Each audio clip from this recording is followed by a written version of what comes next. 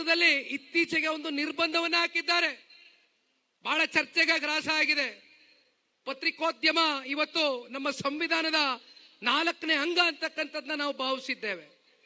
1977 ಅಂದಿನ ಪ್ರಧಾನಮಂತ್ರಿಗಳು ಇಂದಿರಾ ಗಾಂಧಿರವರು ಒಂದು ತುರ್ತು ಪರಿಸ್ಥಿತಿಯನ್ನ ಏರಿದ್ರು, ನಮ್ಮ ಮೇಲೆ ಎಮರ್ಜೆನ್ಸಿ ಡಿಕ್ಲೇರ್ ಮಾಡಿದ್ರು.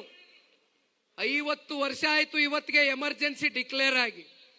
ಇವತ್ತು ಏನು ನಮಗೆ ಕಾಂಗ್ರೆಸ್ನವರು ಬಳುವಳಿಯಾಗಿ ಪತ್ರಿಕೋದ್ಯಮ ಮಾಧ್ಯಮದ ಸ್ನೇಹಿತರು ಕೊಡ್ತಾ ಇದ್ದಾರೆ ಅಂದ್ರೆ, ಆ 50 ವರ್ಷದ ಸುವರ್ಣ ಮಹೋತ್ಸವವನ್ನ, ಆ ಕರಾಳ ದಿನವನ್ನ ಇವತ್ತು ಕರ್ನಾಟಕದಲ್ಲಿ ಇವತ್ತೇನು ಮತ್ತೊಂದು ಎಮರ್ಜೆನ್ಸಿ 2.0 ಡಿಕ್ಲೇರ್ ಮಾಡ್ತಕ್ಕಂಥ ಒಂದು ಪರಿಸ್ಥಿತಿಯನ್ನ ಇವತ್ತು ಈ ರಾಜ್ಯ ಸರ್ಕಾರ ಒಡ್ಡಿದ್ದಾರೆ ಅಂದ್ರೆ, ವಿಧಾನಸೌಧದ ಒಳಗಡೆ ನಡೀತಕ್ಕಂಥ ಅವ್ಯವಹಾರಗಳಿದೆಯಲ್ಲ, ಭ್ರಷ್ಟಾಚಾರ ಇದೆಯಲ್ಲ, ಲೋಪದೋಷಗಳಿದೆಯಲ್ಲ, ಅವೆಲ್ಲ ಮುಚ್ಚಿಟ್ಕೊಳ್ಬೇಕಲ್ಲ. ಅದಕ್ಕೆ ಇವತ್ತು ಮಾಧ್ಯಮದವ್ರ ಮೇಲೆ ನಿರ್ಬಂಧ ಏರವ್ರೆ.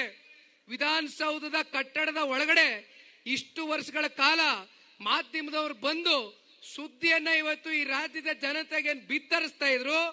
ಅಂತ ಮಾಧ್ಯಮದವ್ರ ಮೇಲೂ ಕೂಡ ಇವತ್ತು ನಿರ್ಬಂಧವನ್ನ ಏರಿದ್ದಾರೆ ಅಂದ್ರೆ, ಇವತ್ತು ಈ ರಾಜ್ಯ ಸರ್ಕಾರ ಎಂತ ಭ್ರಷ್ಟ ಸರ್ಕಾರ ಅಂತಕ್ಕಂಥದ್ನ ಇವತ್ತು ಬಹುಶಃ ಇದೊಂದು ಸಣ್ಣ ಉದಾಹರಣೆಯಲ್ಲಿ ನಾವು ತಿಳಿದುಕೊಳ್ಬೇಕಾಗ್ತದೆ.